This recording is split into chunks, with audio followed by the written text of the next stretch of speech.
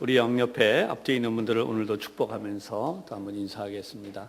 예수님 부활하셨습니다. 예. 오늘은 여러분들과 일어나 기름을 부으라 하는 제목으로 함께 은혜를 나누도록 하겠습니다. 기업에서 채용을 담당하는 담당자의 이야기가 이런 이야기가 있습니다.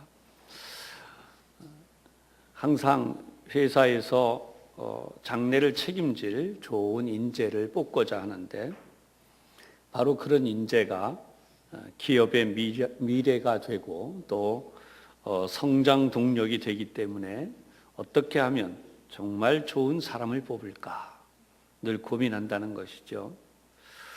겉으로 이렇게 좀 딱 보면 저 사람이 진짜 이 회사를 위해서 좋은 사람이다 이런 것을 정말 알아야 되는데 경험해 보지 않으면 그 사람이 정말 어떤 사람인지 알 길이 없다는 거예요. 그냥 볼 때는 외모도 참 잘생겼고 또 모든 스펙도 좋고 일을 잘하리라고 믿고 뽑아놓는데 조금 지나 보면 그렇지 않다는 거죠. 요즘 직원을 뽑을 때 채용시험을 다양한 방법으로 치르죠. 그 중에도 어떤 회사는 인턴으로 일단 뽑아서 일을 잘 하는가 보고 뽑기도 하고 때로는 경력자를 중심으로 뽑으면서 미래를 이끌어갈 만한 사람인가 굉장히 심혈을 기울인다는 것입니다. 이런 상황 속에서 속을 좀 잘 들여다보지 못하는 것이 인사 담당자들의 가장 어려운 점이라는 것입니다. 이렇게 사람을 뽑는 데도 이런데 성경을 보면 왕을 뽑는 이야기가 나와요. 우리도 지금 대선을 앞두고 있기 때문에 지도자를 어떤 사람을 뽑아야 되느냐 많은 고민과 생각을 하게 되죠. 오늘 성경 본문은 이스라엘의 초대 왕 사울이 다스리고 있을 때의 이야기입니다. 성경을 보면 초대 왕 사울은 키가 몹시 커서 다른 사람들보다 어깨 위가 더 있었다라는 기록이 나오고 또 이 사울을 본 많은 이스라엘 백성들은 한 번에 감탄했다는 거예요. 진짜 멋진 왕이 저기에 있구나. 그러나 얼마 지나지 않아서 이 사울은 하나님의 마음을 아프시게 합니다. 하나님이 그를 세우셨을 때의 모습과 달리 너무나 빠르게 변해버립니다. 처음에는 겸손해서 사람들 사이에 나서지도 못하고 숨어있던 그가 이제는 스스로 하나님의 권위에 도전하기 시작합니다. 그 첫 번째 사건이 사무엘을 대신하여서 번제를 드리는 일이었어요. 그 다음 사건은 하나님께서 명령하시기를 아말렉을 완전히 진멸해서 하나님이 뜻하신 바를 이루게 하라 했을 때에 그는 스스로 아말렉에서 자신이 결정한 대로 좋은 것은 남기고 나쁜 것만 없애버렸습니다. 그뿐만 아니라 그 스스로 승자의 아량을 발휘해서 아말렉의 왕을 살려주기도 했습니다. 하나님이 명하신 이것들을 어겼을 때에 어떤 일이 일어나는가? 성경을 보면 나중에 바벨론의 포로로 끌려간 이스라엘 백성이 바로 이 아말렉의 후손 때문에 목숨을 다 잃게 되는 전멸의 위기를 맞이하게 됩니다. 하나님은 우리의 생각과 너무나 다른다는 것을 알게 하시죠. 우리 성경을 보고 있으면 하나님의 선택이 어떤 것인가 하는 것을 알게 돼요. 우리가 보고 있는 성경, 바로 이 본문 앞쪽으로 좀 올라가면 1절에 이렇게 시작을 합니다. 여호와께서 사무엘에게 이르시되 내가 이미 사울을 버려 이스라엘 왕이 되지 못하게 하였거늘 네가 그를 위하여 언제까지 슬퍼하겠느냐. 여러분, 사람은 연민이라는 게 있어요. 정성을 쏟았을 때 우리가 거기에 쏟은 정성에 대해서 애석하고 안타까움이 반드시 있죠. 하나님이라고 다르시지 않으십니다. 그러나 하나님의 마음이 얼마나 아프시고 얼마나 분명하게 결단을 하셨는지 이제 내가 사울을 버려서 이스라엘 왕이 되지 못하게 했다라고 말씀하는 거예요. 그러면서 언제까지 그를 슬퍼하겠느냐? 이제 기름을 부으러 가라. 이것이 하나님의 명령이었어요. 그런데 이때 상황이 어느 정도로 어려웠냐면 2절의 말씀을 보면 사무엘이 이렇게 하나님께 말씀드립니다. 사울이 만약 이 사실을 안다면 저를 죽이려 들 것입니다. 여러분 생각해 보세요. 왕이 멀쩡히 다스리고 있는데 새로운 왕에게 기름을 부으러 사무엘이 갔다. 이것이 알려지면 아마도 분명히 사무엘을 죽일 것이다 라고 사무엘은 그 정도로 사울을 두려워하기 시작했어요. 하나님이 세우시는 일, 그런데 그것을 인간이 좌지우지할 정도로 왕권이 강화되었다는 거죠. 하나님은 바로 이 상황 속에서 사울에게 하나님의 선택하심이 어떤 것인가를 명백히 보여주는 방법을 나타내십니다. 여러분, 하나님의 지혜는 놀라운 거예요. 사무엘에게 하나님이 이렇게 말씀하십니다. 제사를 드리러 왔다고 해라. 그래서 이새를 제사에 청해라. 그리고 내가 할 일을 너에게 가르칠 것이다.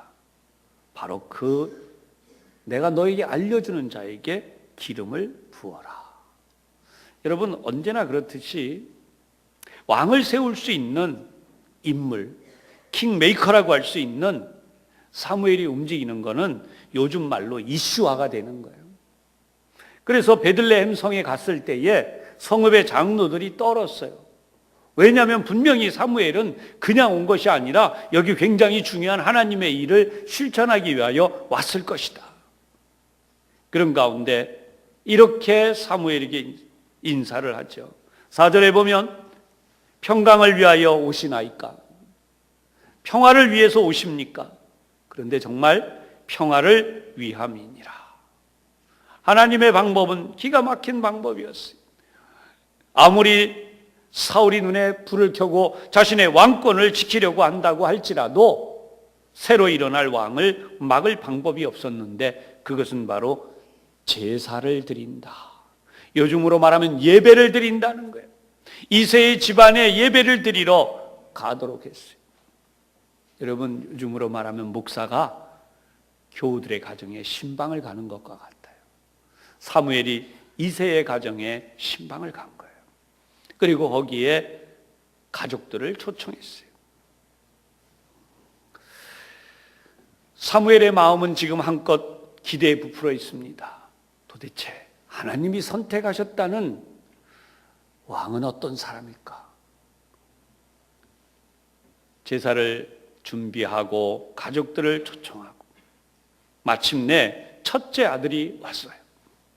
엘리압이라는 아들이 왔습니다. 6절에 보면 마음에 이르기를 여호와의 기름 부으신 자가 과연 내 앞에 있다. 우리 하나님 앞에 있다. 이렇게 말하고 있어요. 하나님의 기름 부으실 자가 지금 여기에 있구나. 그랬더니 여호와 하나님께서 사무엘에게 이렇게 말씀하세요. 그의 용모와 키를 보지 말라. 내가 이미 그를 버렸노라. 여러분, 현대 사회 속에서 저는 이 말씀을 보면 그런 생각해요. 앞에 회사에 인재를 뽑는 인사 담당자가 뭔가 잘못하고 있다는 거예요. 인간은 이 한계를 벗지 못한다는 거죠.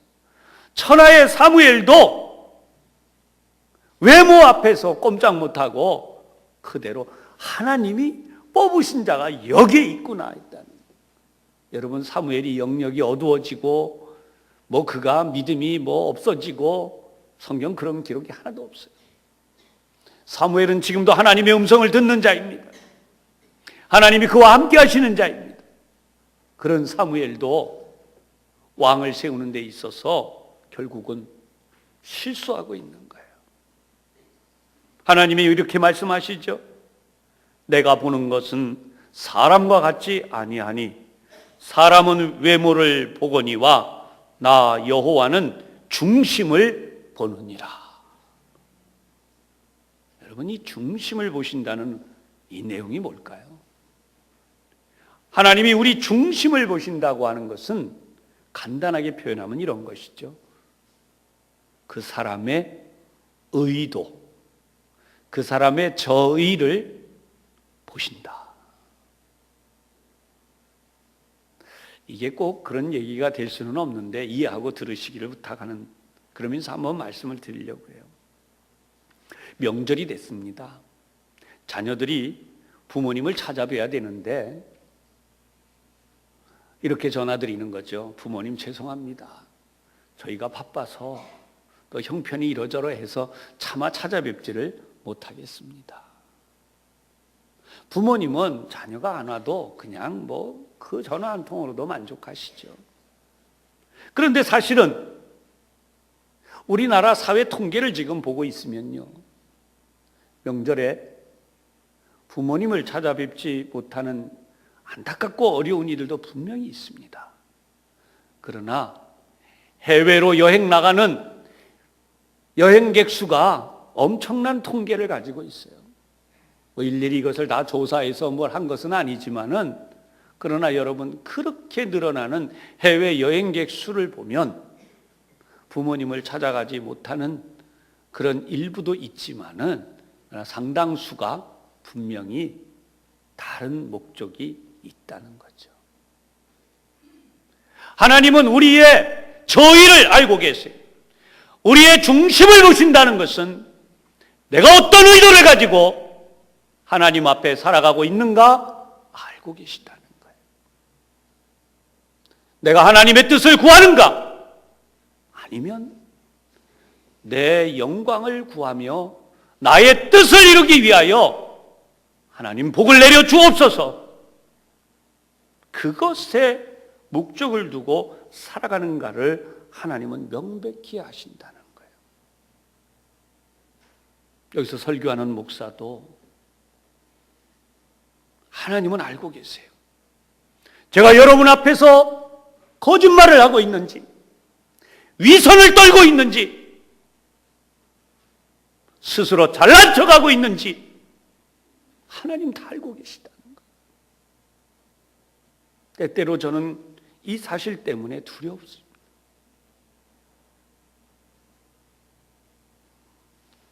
언젠가 떠난 교육자가 저에게 이렇게 말했어요.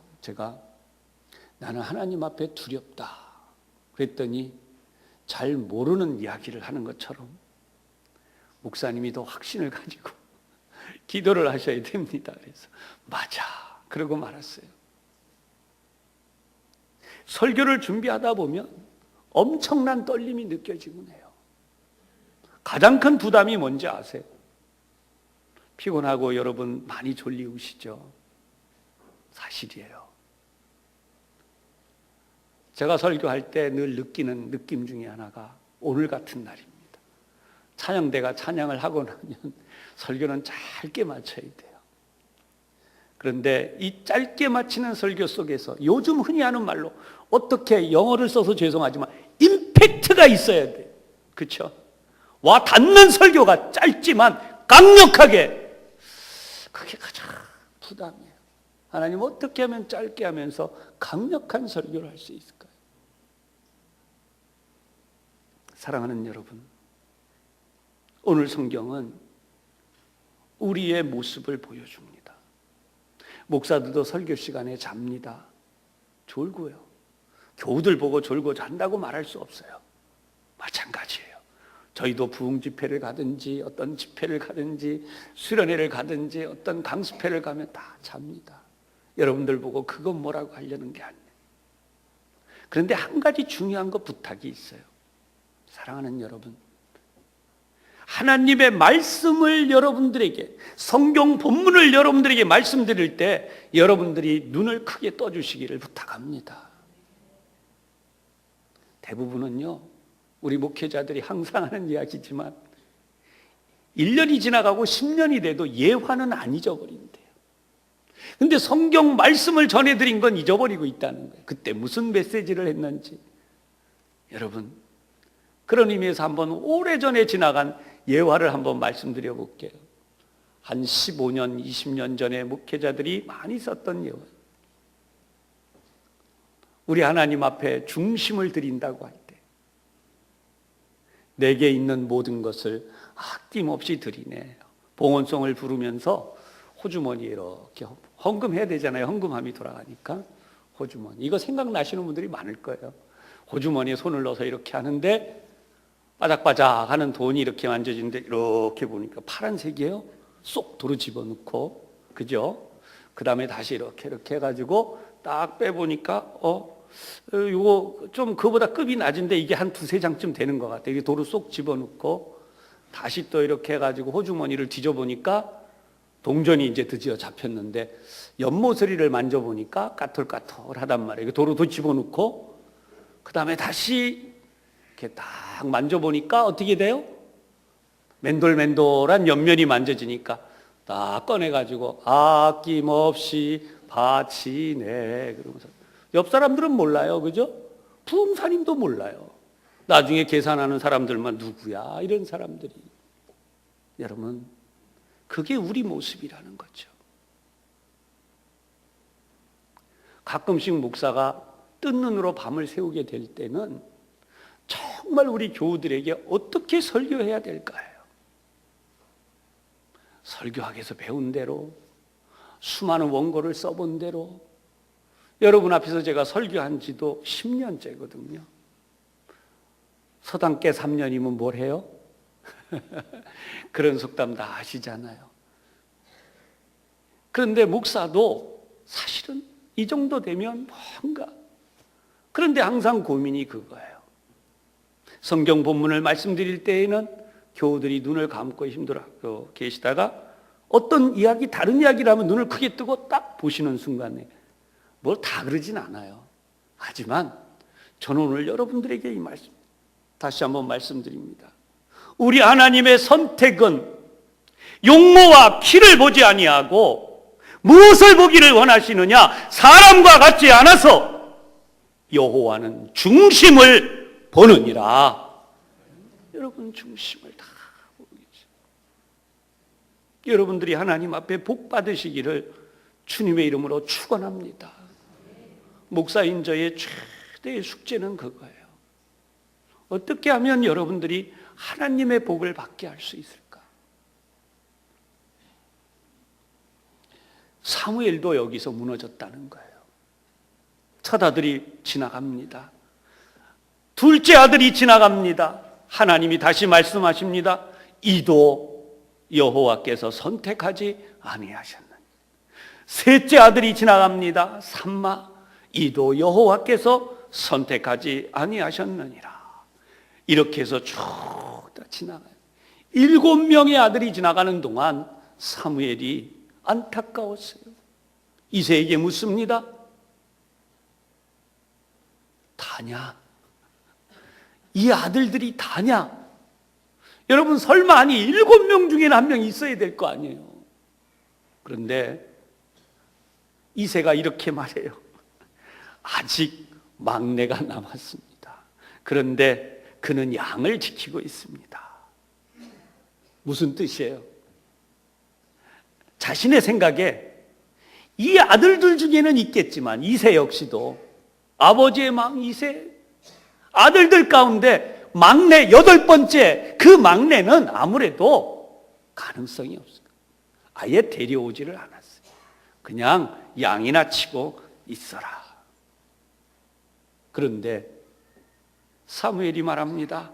그를 데려오라.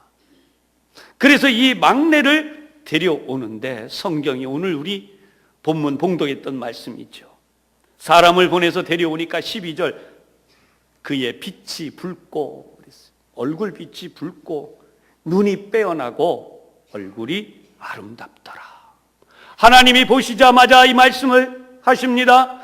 이가 그다. 이가 그다. 일어나 기름을 부으라. 여러분, 사실 이 막내라고 하는 자리가 참 묘한 자리예요. 그렇죠? 8번째 막내, 뭐 누가 관심을 두겠습니까? 양이나 치고 있어. 여러분, 이번엔 다윗의 편에서 한번 생각을 해보십시다. 다윗이 오늘 여기 이 자리에 부름받는 거예요. 막내가 할 수 있는 일, 물론 모든 막내가 다 그렇다는 얘기 아니에요. 뭐야 이거, 나보고 오늘 같은 날 양이나 지키고 있으라 그러고, 형들은 다 뭐 또 제사 드린다고 다 가고 나만 남아가지고 궁시렁궁시렁. 그런데 이번에 오라 그래요. 그런데 오라 그러니까 또 좋게 와야 되는데 삐딱한 마음 가지면 어떻게 할 수 있어요? 아이고, 또 귀찮게 오라 가라 그러네. 그러면서 어슬렁어슬렁 올 수 있죠. 성경을 보면 어떻게 지금 표현되어 있냐면 그의 빛이 붉고, 학자들은 이렇게 얘기하죠. 붉은 빛은 아직 동안이기 때문에 얼굴이 홍안이어서 그렇다라고 해석하는 이들이 있어요. 저는 이것을 놓고 한번 기도해 봤어요. 하나님, 정말 이게 그렇게만 있나요? 그런데 이런 거예요. 여러분, 양을 치다 보면 양떼가 가만히 있나요? 팍 돌아다녀요. 얼마나 뛰어다녀야 되겠습니까? 그 양을 보호하기 위해서 막 온몸에 그 땀이 나고, 그죠? 얼굴이 붉을 수밖에 없어요.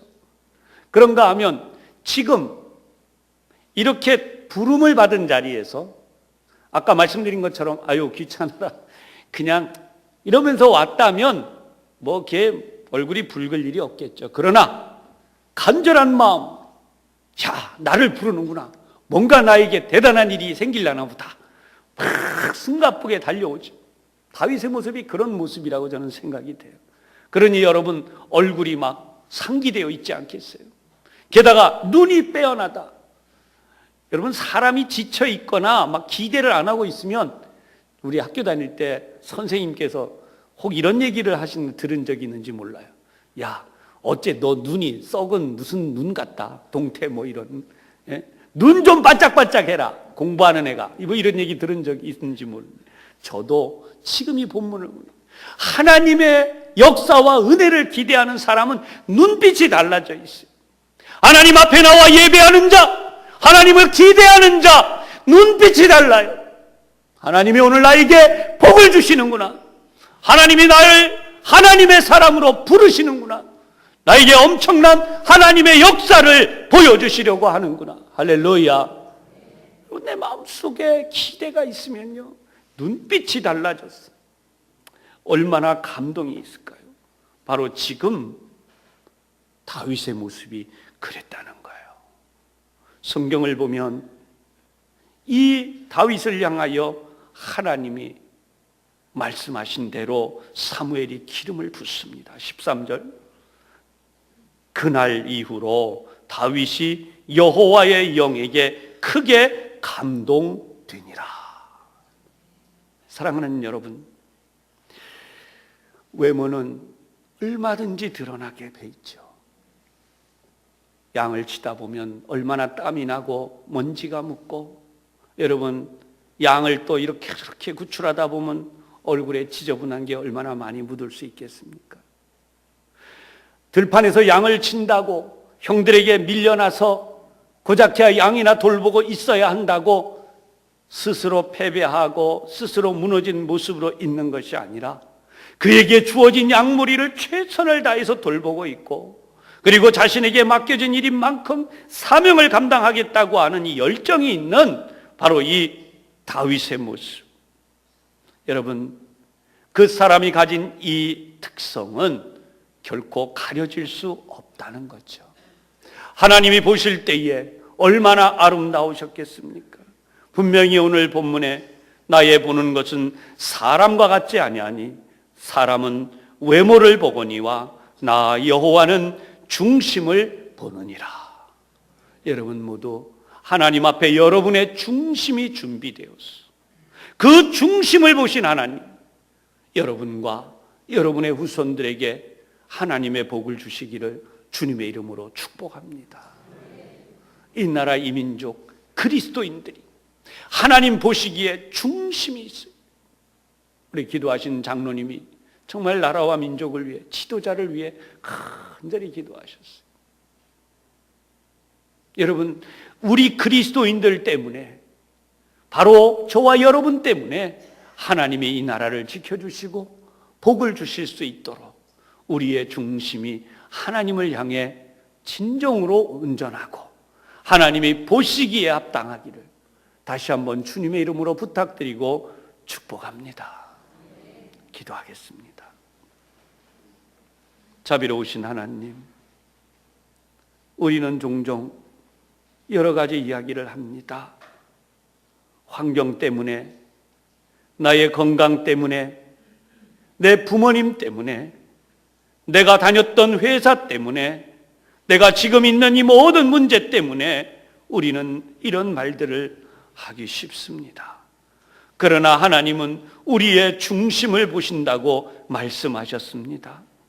내 중심을 보시기에 나의 건강을 회복시켜 주시고, 나의 중심을 보시기에 내 자녀들에게 복을 내려주시고, 나의 중심을 보시기에 내 가정을 세워주시고, 나의 중심을 보시기에 내가 하고 있는 사업과 직장과 일터 위에 하나님의 복을 내려주시고, 우리의 중심을 보시기에 이 나라를 하나님께서 복 주시는 줄로 믿습니다.